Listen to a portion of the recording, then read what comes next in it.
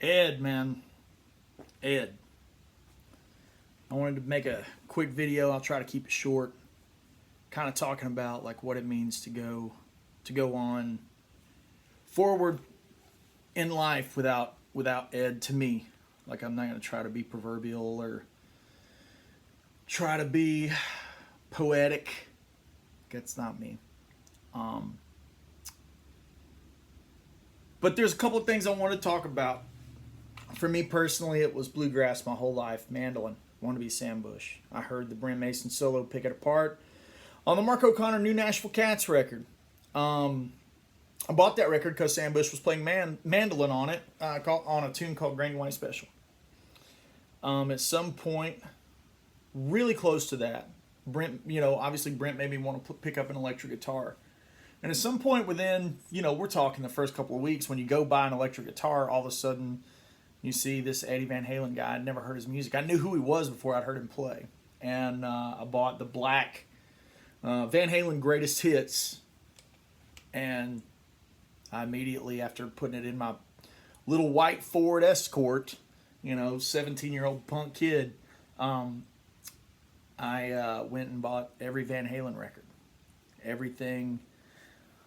Oh, man, it's like everything in my life is like an offshoot of bluegrass, Brent Mason, Ed Van Halen. A lot of you guys have seen me do my little, Eric Johnson wannabe impersonation. No EJ without Ed, Blessed to call some great players friends, I've done some amazing shows with some of the best guitar players on the planet. We're talking Joe Bonamassa's and Timmonses and Mark Lettieri's and Paul Gilbert's. Hey, none of that without Ed. When these amps came out, a friend of mine is a guitar player for a band called POD. His name's Marcos. And these amps came out. You couldn't get them. This was in the first batch. And Marcos, I called Marcos. I knew he knew somebody at Fender. He is some relationship he had with Fender. I was like, dude, can you get me one? He's like, I don't know, man. He's like, so he called around. He got me one. He got me a white one. That was the thing. They had the black ones, couldn't get the white ones. So this was in the first batch of white amps. The shoes, when the shoes went on sale, I was clicking the buy now thing. I've seen Van Halen 5 or 6 times. Great moment in my life was I was playing for Rascal Flatts, and we were playing Arizona. We were playing one of the big arenas out there, the big, it's like the we call them the sheds, where it's like the amphitheaters. And Van Halen was playing the night before, same amphitheater. And their camp invited our camp to come see the show. They had great seats, I didn't get to meet Ed or anything like that, but got to watch the show. It was amazing. The next night, Rascal Flatts was playing that same venue, and my guitar tech, Mark Hull, they're going across the stage. All the guys are pulling up the markers, and I was like, no, man, leave, because my position on the flat stage was stage left. That's where Ed's position was, and for one night in my life, I got to look down on stage in an arena, looking down at my heroes, gaff tape X.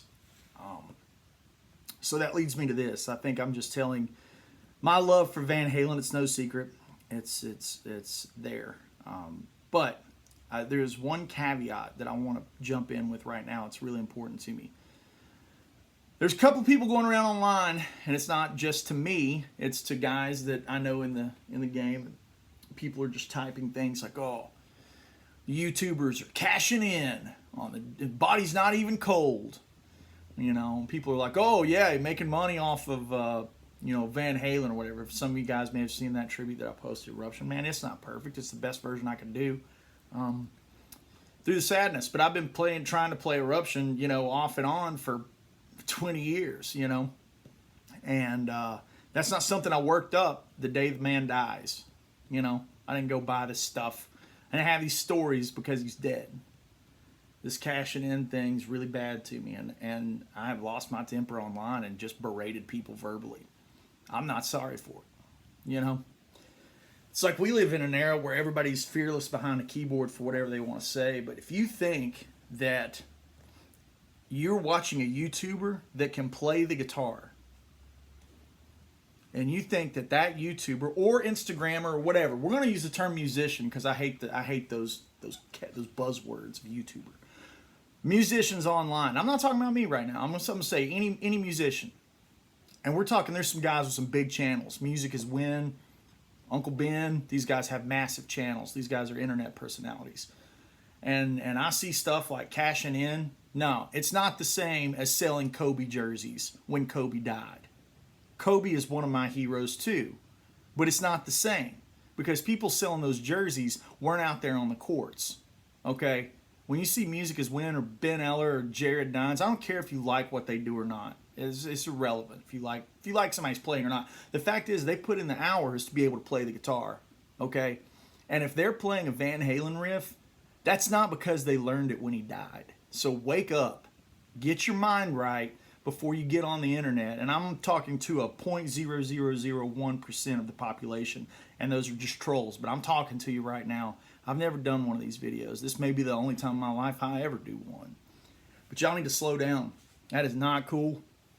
And it's not the same. It's not the same as selling some product with somebody who died on it. That's not the same. These people, myself included, it's like we took time to learn this stuff because we care. It influenced us. I saw Ben Lacey do an incredible version of one of the Van Halen tunes off of, I think, 5150. I can't remember. It was one of the Hagar tunes. Why Can't This Be Love? That's what he's doing. And Ben Lacey's amazing. I see Mark Letary. He's posting, I'm the one, but he's changing the groove to show how the swing works, I mean, I can't even put it into words. Any guitar player that you see that's posting something of them playing Van Halen, that's not something they learned 2 days ago. Okay, this is lifelong stuff. And these people that are using the terms cashing in and monetization, wake up. Get on Rick Beato's channel. He'll tell you right now it takes 1 million views to basically make 11 or 1,200 bucks off of YouTube. I only have 20,000 subscribers, okay, on YouTube. That's not like Rick, who's got millions. You think I'm doing this stuff to cash in? That's ridiculous. That's the dumbest thing I've ever heard. This stuff matters to us. And it's not something that mattered a couple of days ago. So, I mean, that's the point. That's the point of the vid. This isn't like, oh yeah, I play guitar. Well, I'm going to do all this stuff on Ed Van Halen. Nah, man. The house I'm sitting in, the studio, signature model guitar. It's like this would never happen without Eddie Van Halen. Like my life, my mortgage wouldn't be paid without Eddie Van Halen. I would have never been able to tour the world, some of the biggest artists on the planet, without Eddie Van Halen. So that's my point on that. And with that said, I think it's our duty, to move forward. And I want to touch on one thing right there. You're going to see me posting stuff that's not Van Halen today. I did an interview with one of my favorite guitar players. His name's Mike Dawes. He's an acoustic player. And Mike is an incredible musician. And I texted Mike when I got the news. I said, bro, I can't upload your video. Not in good mindset. He said, dude, go live, go grieve. And Mike put out a video, and we all just kind of, hit the brakes on everything. And that's what we had to do. And we all are still dealing with it. We'll deal with it forever. But I'm going to upload the video of Mike. It's an amazing interview. Mike has a beautiful spirit. He's super funny. He's got that British sense of humor. I hope you guys check it out. And most importantly, I hope you don't look down upon me for uploading it today. I think if Ed were alive, he wouldn't want us to stop sharing music. So we're going to be moving forward, but with a lot of Ed in what we do. There's one more point I want to talk about. I'm doing an online master class. It's like an online clinic thing. I was supposed to be in Greece this year in Corfu and couldn't do it. But we're doing, with Corfu Rock School, we're doing an online camp. It starts Saturday. It's Saturday, Sunday, and Monday. I encourage you guys to join it. I also want to reiterate, I'm not monetized on how many people join or don't join. So this was in place before Ed's passing. And also, me saying this, I can say it in good conscience, because if 30,000 people sign up, I don't make any more money. It's not like that, right? This is the same agreement we had, and I feel like me being transparent about that business is really important, because I don't want you guys to think that me personally, I'm trying to cash in on this, because I'm not.